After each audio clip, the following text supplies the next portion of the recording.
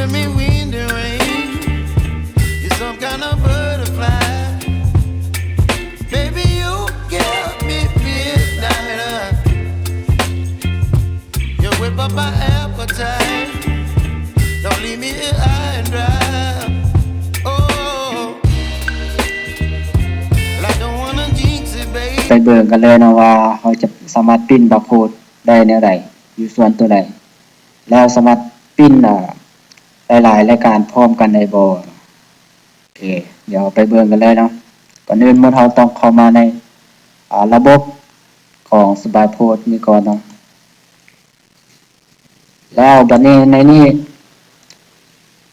ในระบบนี้นะคือสามารถสร้างบาร์โค้ดได้อยู่2ส่วนเนาะส่วนตัวที่1ก็คือส่วนของสินค้า Stock Barcode ตัวนี้เนาะตัวที่2ก็คือเข้ามาปิ้นในส่วนของการสร้างบาร์โค้ดตัวนี้ได้คือกันบัดนี้เรามาเบิ่งส่วนตัวที่1คือส่วนตัวสินค้า Stock Barcode ตัวนี้เนาะคลิกเข้าไปเลยส่วนตัวนี้ก็คือส่วนที่เราจะปิ้นเฉพาะรายการสินค้าเนาะรายการใดรายการนั้นเนาะตัวนี้คือบ่สามารถปิ้นปนกันได้ตัวนี้เนาะตัวนี้จะใช้ในกรณีเราจะปิ้นติดสินค้าของอยู่ในห้างเนาะตัวอย่างว่าเป็นห้างขายเสื้อผ้าบ่มีหยังต่างๆหรือห้างขายเครื่องอื่นๆเนาะคือในนี้ตัวอย่างว่าเครื่องยิงบาร์โค้ด01ตัวนี้เนาะมันมีอยู่ในห้างของเราประมาณ10เครื่องที่เราจะปิ้นออกมาติดทุกเครื่องเราจะติดเครื่องนึงเราจะติดอันนึงสิเนาะคือให้เอามาปิ้นในนี้แล้วสังเกตเบิ่งมันจะมีซองของรหัสบาร์โค้ดตัวนี้เนาะมันจะมีปิ้นบาร์โค้ดกับปิ้น QR code ตัวนี้เนาะจะมี2อันแล้วมาเลือกปิ้นบาร์โค้ดเนาะตัวที่1คลิกเข้าไปแล้วในนี้ให้เฮามาเบิ่งตัวอย่างเฮาจะใส่เป็นชื่อห้างนำให้เอามาเปลี่ยนชื่อห้างตัวนี้เนาะถ้าเฮาบ่ได้ใส่ชื่อห้างนำคือให้เอาตั้งค่าขนาดตัวนี้ให้เป็น0แล้วราคาเด้คันเฮาบ่ใส่เฮาก็ตั้งขนาดของราคาตัวนี้ให้เป็น0เนาะเพื่อให้เราอ่านเบิ่งตามหัวข้อนี้เลยแล้วบัดนี้ตัวนี้เป็นขนาดหนังสือก็คือชื่อสินค้าเนาะกับรหัสบาร์โค้ดตัวนี้ถ้าเราอยากเพิ่มให้มันใหญ่หรือว่าให้มันน้อยสามารถปรับตัวนี้ได้แล้วก็ถ้าอยากได้เส้นขอบเนาะก็คือเพิ่มตัวนี้มันจะเป็นเส้นขอบประมาณนี้เนาะถ้าบ่เอาก็ปิดไปก็คือตัวใดที่เอาบ่เอาเนาะให้เราปรับขนาดตัวหนังสือมันให้เป็น0ก็คือมันจะบ่แสดงตัวอย่างเขาจะเอาประมาณนี้แล้วในห้างเรามีเมื่อกี้เรามี10เครื่องเราก็เพิ่มขึ้นมา10แล้วตัวนี้จะเป็นปุ่มบันทึกการตั้งค่าตัวอย่างเราตั้งค่าทีนี้แล้วระยะห่างมีอย่างบันทึกแล้วเราต้องบันทึกตัวนี้นำเนาะเพื่อให้ระบบมันเก็บค่าไว้ถ้าเราตั้งค่าถึกแล้วแต่เราบ่ได้บันทึกเอาไปปริ้นออกแล้วก็ปิดออกเลยเทื่อหน้าเราเข้ามามันจะบ่ถึกคือเก่าเนาะเราต้องได้ตั้งค่าขึ้นใหม่คือแนะนำให้เอาบันทึกไว้ก่อนเนาะแล้วบัดนี้เราไปปริ้นบัดนี้เราก็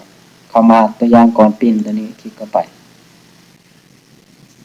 แล้วเรามาเบิ่งขนาดตัวนี้อีกเนาะตัวนี้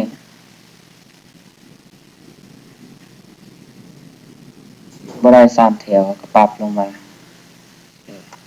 เพราะว่าปรินเตอร์ของถ้าเรากรณีเราปริ้นเป็นปรินเตอร์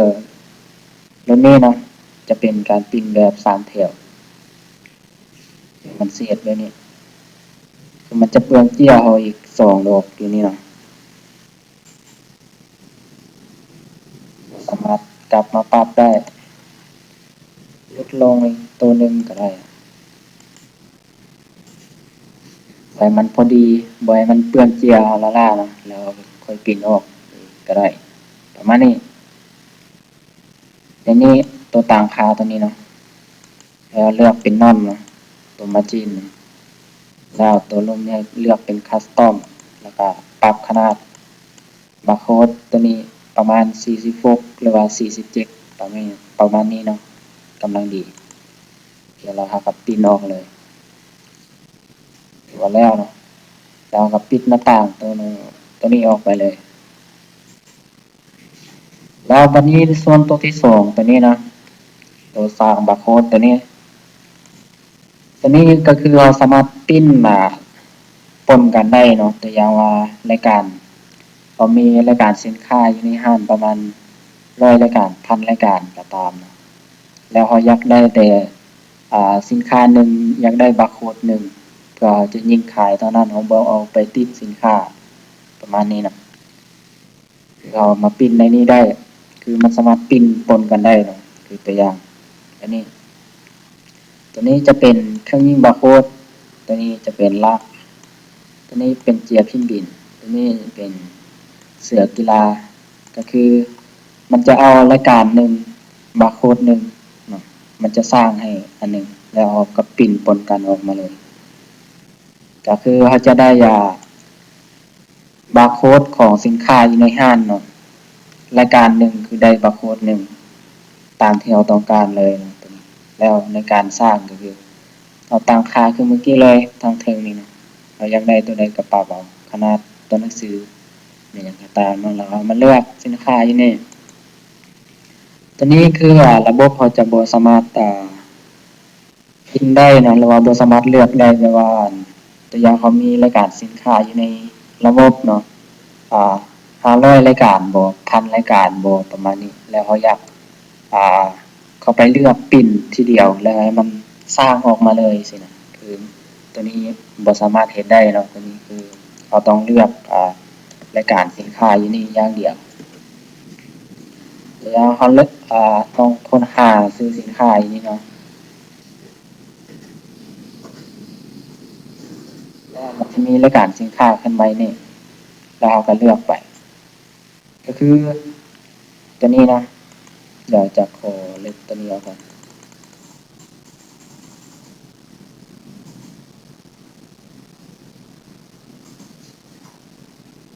การค้นหาตัวนี้เอามาค้นหาอยู่นี่ตัวอย่างเป็นแบบนี้แล้วสินค้ามันจะขึ้นมานี่เนาะแล้วให้เราเลือกทีละรายการแบบนี้ลงมาเลือกแล้วระบบมันจะหักรหัสบาร์โค้ดขึ้นมาทางนี้เนาะสังเกตเวลาคลิกมันจะเพิ่มขึ้นมาแล้วเราอยากได้ตัวอื่นนี่เขาก็ค้นหาอีกอันนี้ถ้ามีอีกเขาก็ค้นหาอีกไปเรื่อยๆจนครบเนาะเขาเลือกมาจนครบตัวอย่างว่ามี500รายการเราก็เลือกมา500รายการไปเลยแล้วเขาปิดหน้าต่างนี้ออกไปแล้วเขาจะได้รายการสินค้าขึ้นมาแบบนี้เนาะพร้อมรหัสบาร์โค้ดแล้วก็ราคาแล้วในที่นี้ให้เรามากดปุ่มบันทึกตัวนี้กดปึ๊บโอเคเขาจะได้บาร์โค้ดแบบนี้ขึ้นมาถ้าเขาเลือกมาซื่อๆบ่ได้บันทึกคือบ่ได้บาร์โค้ดขึ้นมาเนาะเราต้องบันทึกก่อนจึงจะได้บาร์โค้ดระบบมันจึงสร้างบาร์โค้ดให้เนาะบัดนี้เอาได้แบบนี้แล้วเขาก็มาปิ้นบัดนี้ตัวอย่างก่อนปิ้นตัวนี้เลยคลิกเข้าไปโอเคอันนี้มันก็จะพอดีกับเจียของเปเลยเนาะตามนี้เลยแล้วเขาก็ปิ้นออกได้เลยเพียงแต่ซ้ำนี้เนาะคือเอาสามารถเอาบาร์โค้ดตัวนี้ไปขายในระบบพอได้แล้วเนาะสำหรับวิดีโอนี้ About to get real messy, I'll put you in a grid 6 feet like Kenny.